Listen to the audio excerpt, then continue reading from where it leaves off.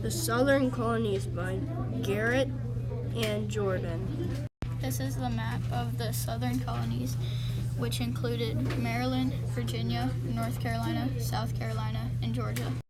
The geography of the Southern Colonies is that they have the Appalachian Mountains, fertile farmlands, forests, harbors, rivers, the coastal plain, and it was hilly.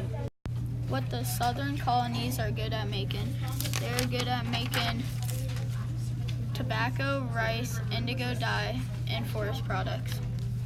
The types of people in the Southern Colonies were men, teenage boys, which were hunters, women that did housework, debtors that worked for the landowners, and slaves. What did the Southern Colonies depend on? They depended on New England for manufactured goods and Mid-Atlantic for grains and other agricultural products.